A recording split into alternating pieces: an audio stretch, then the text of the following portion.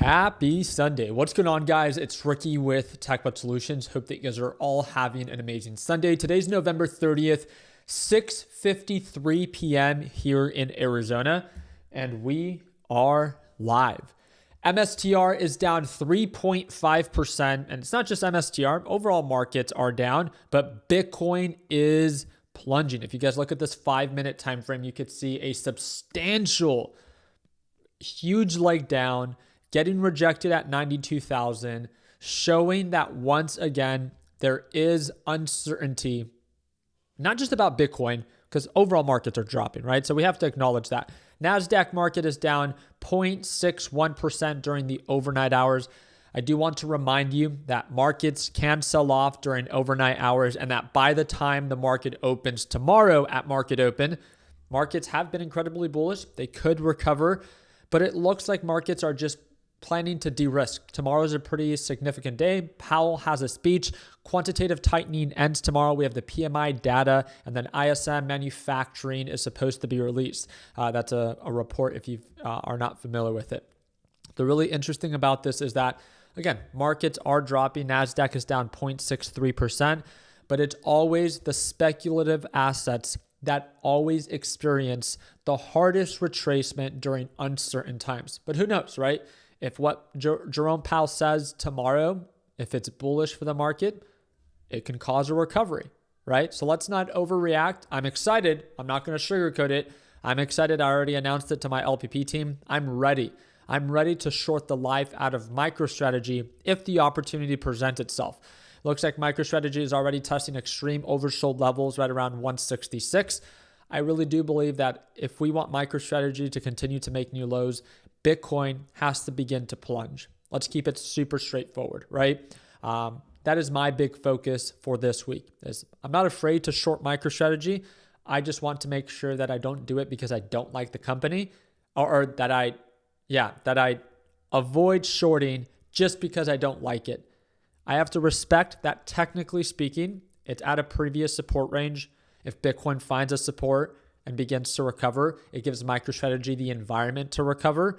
So I want to be calculated with my short, but if Bitcoin begins to get closer to 80,000 and breaks 80,000, we all know that, MicroStrategy always sells off more than Bitcoin itself. So who knows, right? If Bitcoin falls below 80,000, maybe we'll test 150, 140 for MicroStrategy, and I'd love to short it, right? Intraday.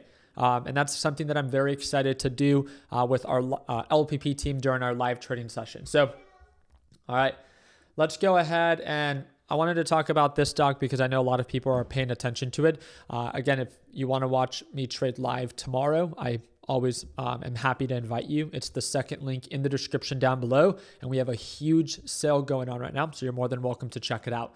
But I wanted to take this time, and as markets are pulling back, we all have different styles. I wanted to ask you guys, what is in your watch list for this week? With what we have going on, with the series of reports on Monday, Wednesday, Thursday, and don't forget, Friday is the PCE inflation data. That's the Federal Reserve's favorite measure of inflation. So with all that being said, what is your top pick for this week? Here we go. All right, so it's a Bitcoin ETF. Okay, it's double leverage. I'll break it down. And it looks like, it's down 8.75%. Is there an inverse version of this? So it's BITU. Is there a BIT? Is it like S or D? Is there an inverse version of this? No? Yes? Maybe?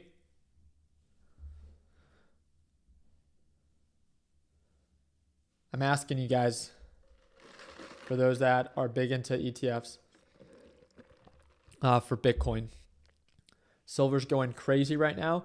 Yep. Silver and gold, to my understanding, are both upticking, which makes sense, right? During uncertain times, precious commodities go up. Bitcoin likes to label itself as a precious commodity, but let's be honest, it never goes up when markets go down. It always just sells off even more. So it can call itself whatever it wants. It could identify as whatever it wants. But let's be honest, we know it's not a precious commodity, right? MSTZ. Yeah, no, I'm familiar with that one. So I don't like talking about it too much because although I like shorting MicroStrategy, I don't like recommending it for beginners. So the reason why is that this is a double leverage ETF.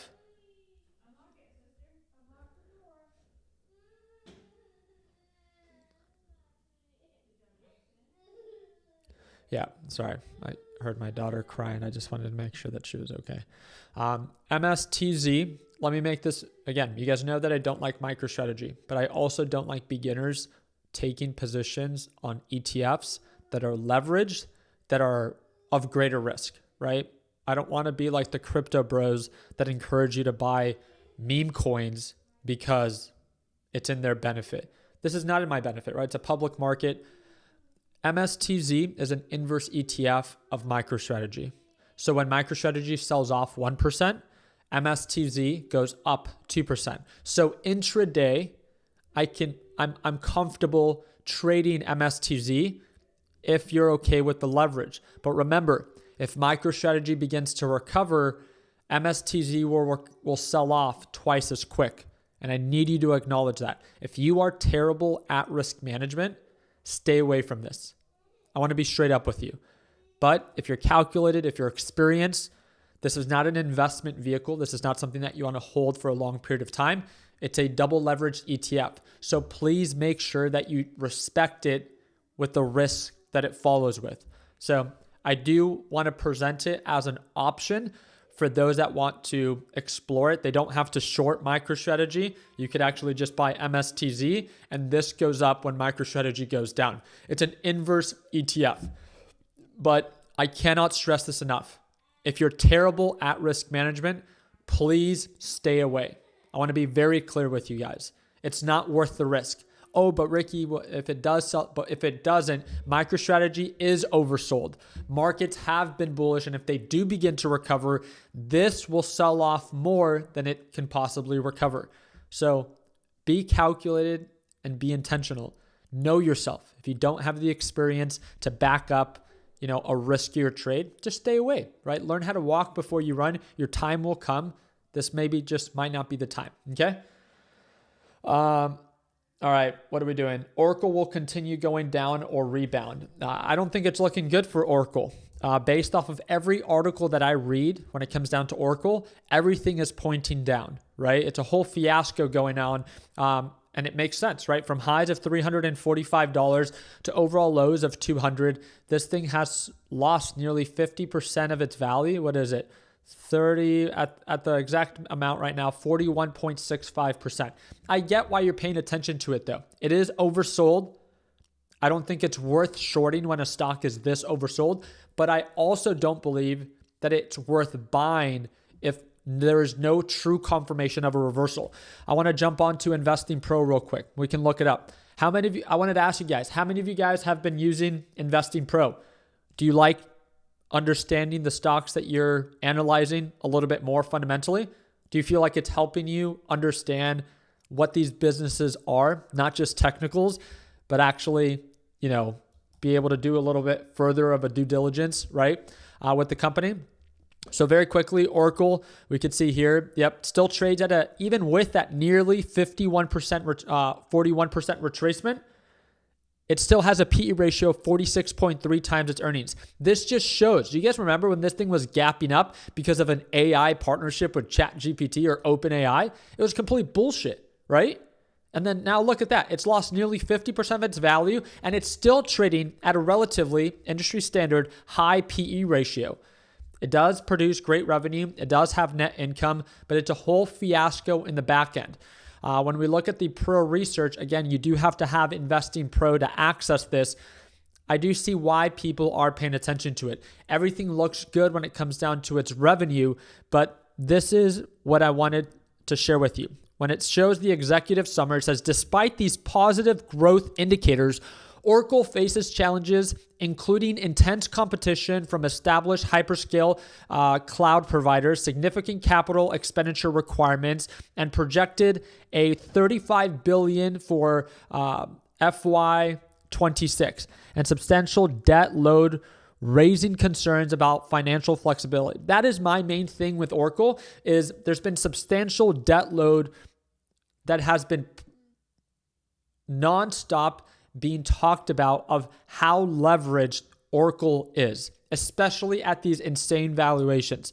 They also do a very good job when they have the side-by-side pro tips. So stock has taken a big hit over the last few weeks, trading at a high earnings multiple, which we pointed out, trading at a relatively high PE ratio, relative to net earnings and actual growth. Price momentum is quite volatile. Stock has fared poorly over the last month, trading at high EBIT valuation multiple, trading at a high EBITDA valuation multiple. Everything is still, even with a 41% retracement, it is still trading at a high valuation. And I think that's the biggest red flag, is that when you look at this, at least for me, when I look at this and I'm like, dude, this is Oracle, right? This is a huge company. And when I look at how much the company is worth, it has a market cap of $575 billion. Why wouldn't I want to buy the dip? But then when you dive a little bit deeper, you understand where the concerns are. And that's my question to you, is when you analyze the stocks that you are actually considering investing or trading, are you just looking at them based off of technicals? Nothing. I don't want to say there's nothing wrong with that, but I feel like you're doing yourself a disservice by not really understanding everything that you actually can to better inform yourself. And that's why I think Investing Pro is at least somewhat valuable, right? For those that value this information. And while I have you guys here, I did want to remind you that the first link in the description down below, it's 60% off. If you guys, with an additional 15% off. So if you use the first link in the description down below, you will get it for less than $8 a month. Very simple question to ask yourself. Is it worth it? Do you value that information enough to understand the companies that you're trading and investing for it to break down to $8 a month? If the answer is no, I respect that. I just wanted you to know that they are having a sale. So instead of you paying full price, you get it for a pretty much 75% discount. So just a heads up on that. You guys don't have to, but if you want to, first link in the description down below. You see me use the software all the time. Just wanted to make sure that you didn't overpay for a service that is on sale as of right now. I think there's a few hours left on that sale. But Oracle, definitely, I see why you're paying attention to it. I think it would be unique to set alerts because we all know that regardless of its fundamentals, 2025 has been the story of hype and AI. If you have a really good story and good price momentum, your stock can rocket, right? We have a bunch of the top performing stocks of 2025. They're all bullshit AI companies or nuclear companies that have no revenue or are pre-revenue and are up 300 to 400% on the year. So I don't want to be naive and say, oh, if the company isn't doing good fundamentally, it can't perform good technically, because that would be a flat lie. So let's set alerts. And if price action begins to present itself where Oracle actually begins to indicate signs of a reversal, cool, we can take action. But as of right now, at least for me, all of this is forming lower highs and lower lows. Very simple. There is nothing about Oracle that is indicating signs of a recovery yet. So if you think that it's a stock worth watching, add it to your watch list, set alerts, create a plan of action, and take action when your criteria is actually met. Let's go ahead and move on to the next one. So if you guys want me to break down your stock, please make sure that you share it in the live chat. You do have to be subscribed to the YouTube channel, which is free, of course, to partake in that live chat. All right. What's the next stock that we're going to break down? Hood. I saw Hood dropped quite a bit, right? Yep. Man. What do you guys think about these companies that have had amazing 2025 the year 2025 performance, right? I mean, Hood has had a baller year. I can see why you would trade Hood, I don't see why you would invest in Hood at these elevated levels. The reason why, this is just my opinion, when crypto crashes, Hood is going to crash. When markets crash, Hood is going to crash. It's the whole 2021 thing all over again.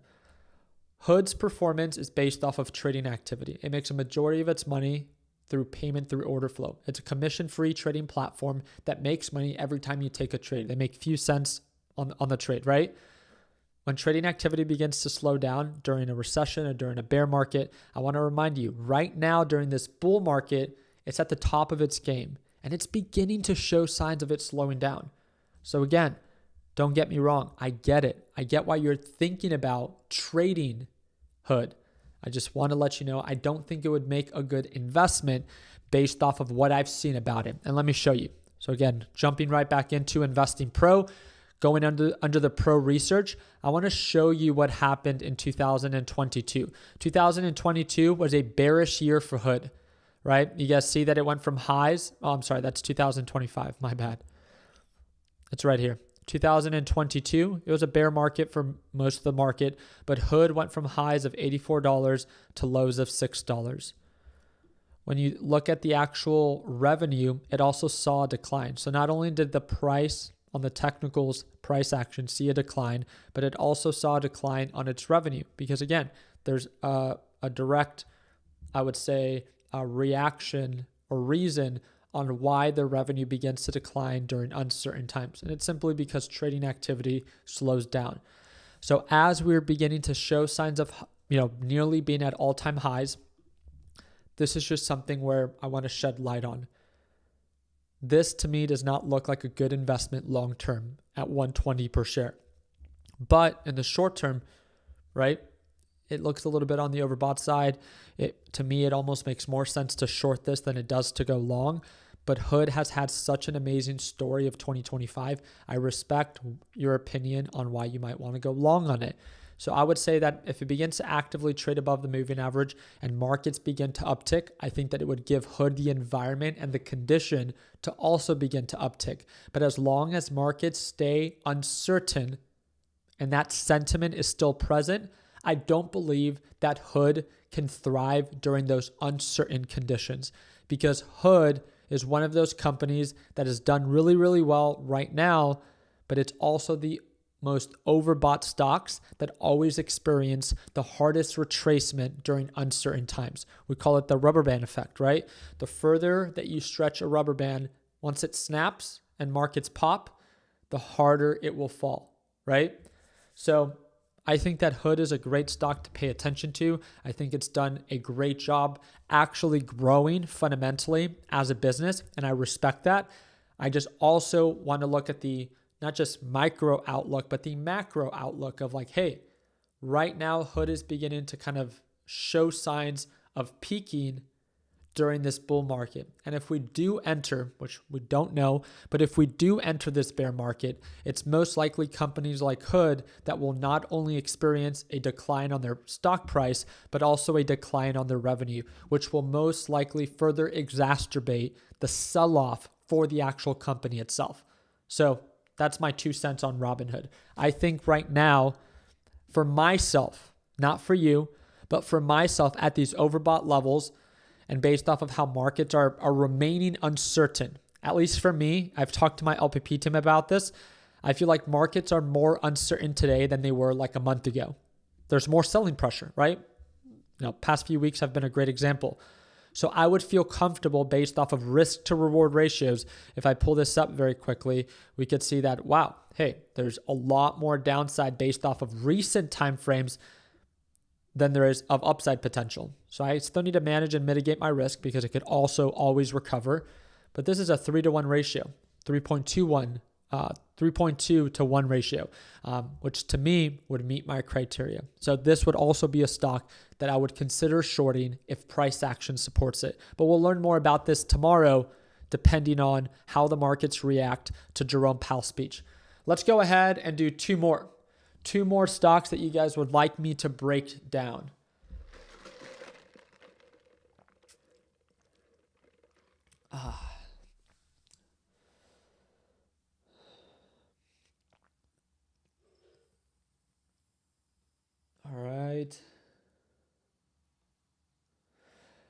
You've been asking a lot, so I'll break it down for you. CWAN.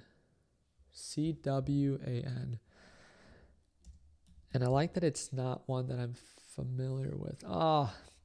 This one won't count. I'll still break down two more. Right off the bat, it just wouldn't meet my criteria. I like that you're paying attention to a stock that recently has been beginning to show signs of an uptrend, but right off the bat, I can tell that it has really low volume. So if I zoom in on the 1 minute, yep, broken candles, just with the dollar amount that I trade with and the criteria that I like to have of like healthy volume. So there's not huge, shifts of price. I like to stay away from stocks like that. That's just my preference. It doesn't have to be yours. I'm just letting you know. I don't like when a stock has such low volume that it can get more easily manipulated. The lower the volume, in my opinion, the easier the stock can be to manipulate, especially in a world like today, right? Let me look at the larger time frame. Yep, it looks like it's had a really nice uptick. I don't know anything about this company fundamentally, so I would have to dive a little bit deeper. I just know right off the bat, because of that low volume, I would personally stay away. I also don't like that it's been selling off pretty much all of 2025 other than the last few days. So maybe it's something that I have to look a little bit more into to understand why it's pushed up, why it's nearly doubled just this month. I'll look into it. I just don't think I'm going to be able to do a good enough job on the technical side when it might be something a little bit more on the fundamental side that I have to dive a little bit deeper in. Okay. What about AMD? What's going on, man? So Time Vest. What's going on, brother? Yeah, AMD is a great performing stock for 2025 as well. It's really turned things around, especially with huge shift. It went from Wall Street not even caring about AMD. At one point, even in 2025, AMD went from highs of $200 and it just continued as 2025 started. AI was booming, nvidia was booming, AMD was getting wrecked. And then all of a sudden, after the trade war, AMD began to uptick. It went from 70. If you really think about it, this is one of the few companies that, because of the trade war and whatever shift happened then, I went from $80 per share all the way up to highs of $267. So do I think it's a good investment at these elevated levels? Of course not. I don't think anything really is a good deal that's tech related at these overbought levels in the short term, right? But do I think that it makes sense to short this? No, it's fundamentally a very well-ran business. And let's pull it up right here.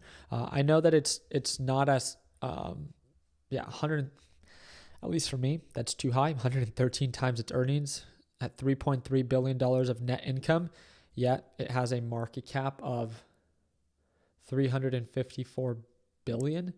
Yeah, to me, that's too much of a premium, especially during right now. Again, this is during one of the most bullish times. It's still trading at this low of a net income and this high of a PE ratio. To me, that's just a huge red flag. If we look at their pro research, again, I know it's very attractive.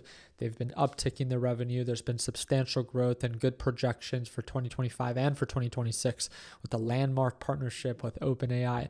I think that's good to look into, but I can't stand when a company announces an OpenAI partnership. To me, it sounds like a complete gimmick at this point. I think every company has overused it. I think it's just, to me, it's more of like, and I think to many, but probably to most of you, is like, at first I was like, okay, this is rather unique. But how does a company that has less than $20 billion of revenue a year, accumulate nearly $1.4 trillion of partnerships? It just, financially, I think just doesn't make sense. There's just a ton of hype where I'm just not a fan of it. That's just me. That's my opinion and my perspective. And I know that some people are very pro AI. I'm not here to say that AI isn't or can't be great. I just think that obviously valuations have been blown out of proportion. So stock has taken a big hit over the past week, trading at a high earnings multiple, trading at a high PE ratio. Stock price movement is quite volatile. Yeah, everything about this high EBITDA, high EBIT, trading at a high revenue valuation multiple. I'm not a fan of any of this. So if markets begin to downtick and downturn, I think that AMD will be one of those companies that experience one of the hardest retracement Do I care to short it? No, I think there's much shittier companies to short. Do I care to go long on it? I don't. So it's just not, I don't think I would rather go long on nvidia. That's my opinion. But would I care to short it? No, because technically speaking, it's still a growing business. It still does pretty well. And although it might be overvalued, it's like if I'm going to short a crappy stock, I'm going to short MicroStrategy. To me, it makes more sense. I want to short Oklo. I want to short NBIS or QBTS, right? I don't like any of those companies. I don't like that they lose hundreds of millions of dollars or their pre-revenue. To me, it's much more lucrative to short those crappy companies than a company that might just be a little overvalued. Do you get what I mean? Opportunity cost is the way that I see it. Let me go ahead and break down one more stock. If you want me to break down your stock, again, all I ask you to do is drop a thumbs up on this video and make sure you share your stock in that live chat.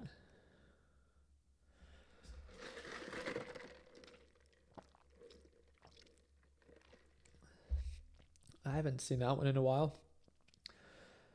What's going on, beautiful flower? ACHR. ACHR. Super low volume. This is not going to be one of those stocks. I can see why you're paying attention to it. Higher highs, recent pullback, looks oversold, some recovery potential.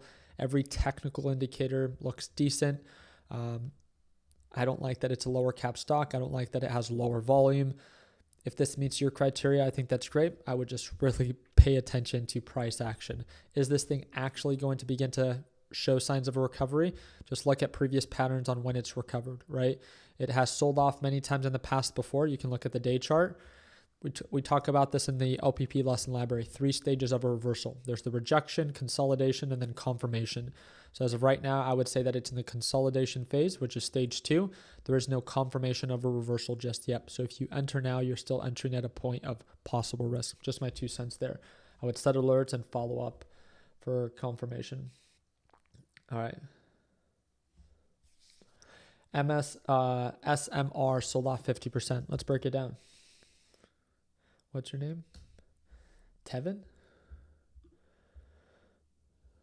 Yeah, I'm not a fan of this one either. Pretty low volume as well. To me, it's a gimmicky company. Sold off a decent amount. Yeah, it lost its edge, right? We've said it before. It's always the most uncertain companies that will experience the hardest retracement. I think it's sold off a decent amount already, and I think that it has even more to sell off. It is oversold. I can see why you're paying attention to it because you might think that there's some recovery potential. I believe that if markets continue to sell off, it does not provide MSR the environment or the condition to thrive. Because remember, during uncertain times, during recessions, or during signs of an up-and-coming recessions, big institutions and big investors begin to rotate out of their speculative stocks first before selling the big established businesses, the blue chips, second, right? That's why Bitcoin always crashes harder first than overall markets. They both drop, but Bitcoin will always be the ones they rotate out of first. So if you think it's oversold and you think that there's recovery potential, I want to respect your opinion. I'm not here to say that it can't recover. We've seen pretty crappy companies take off in 2025. This just is not a stock that I would care to invest in myself. So there's a ton of you guys that are still asking for me to break down different stocks. I do want to remind you that, especially if you're part of my LPP team, feel free to share your top stock in our chat, tag me, and maybe we can break it down in tomorrow's live trading session, okay? So again, I really do appreciate you guys' time. I want to remind you, if you guys liked Investing Pro and want to be able to use this software, you guys have a few hours left to take advantage of this big discount that they have going on. It's one of the biggest discounts that they will ever offer. And again, if you're big on saving money and you value the software, a very simple question to ask yourself, is it worth $8 a month for you? And if it is, first link in the description down below, you'll get 60% off plus an additional 15%, which is my discount. It is an affiliate link. I just want to let you guys know that. I want to be straight up with you. But of course, you're saving money. So if you want it, first link in the description down below, and you can take advantage so you can have the same software that I use to get a better understanding of the companies that I'm investing and trading in. For those that, again, want to watch me trade live as soon as tomorrow, second link will take you right on over to the checkout page, $300 off. It's a one-time payment for lifetime access. I trade live every single day right at market open. We have people that signed up back in 2018. They paid once. They still watch me trade live today. It also comes with the A to Z video lesson library that was just remade in 2025. I always like to update the course as markets are always changing, and I don't charge for the updates. So you can sign up now, get access to it, and all the updates moving forward. Especially if you're a beginner, the course is designed just for you. So you get access to the course, you get access to the daily live trading sessions, and you get access to the private group chat. I do want to remind you that you could lose access or privilege to the Discord chat, which gives you access to the live trading if you do something stupid in the chat. So I do not have any tolerance for stupid people. So if you're going to be disruptive, if you're going to, discourage other beginners, do not join LPP. I'm not here to entertain you. I'm not here to convince you to join our team. We want people that are like-minded, that are open to learning. And if you value my trading style and my opinion, and you're a beginner, I really do think that you can learn something new by joining LPP. That's the whole point of it. You'll get to watch me trade live every day, and you get access to the A to Z video lesson library that will teach you everything it is on how to set up the platform and how it is that I trade in the market. So if you want to learn more about it, second link in the description down below. And if you sign up today, you can watch me trade live literally starting tomorrow right at market open. It's one of our biggest discounts, so whenever you're ready, we'll be right there. I appreciate you guys' time. I hope that earned a thumbs up. Please consider subscribing if you feel like we earned it. Wish you guys an amazing Sunday. And for our LPP team, excited to short MSTR with you guys tomorrow. Like always, let's make sure that we end the year on a green note. Take care, team, and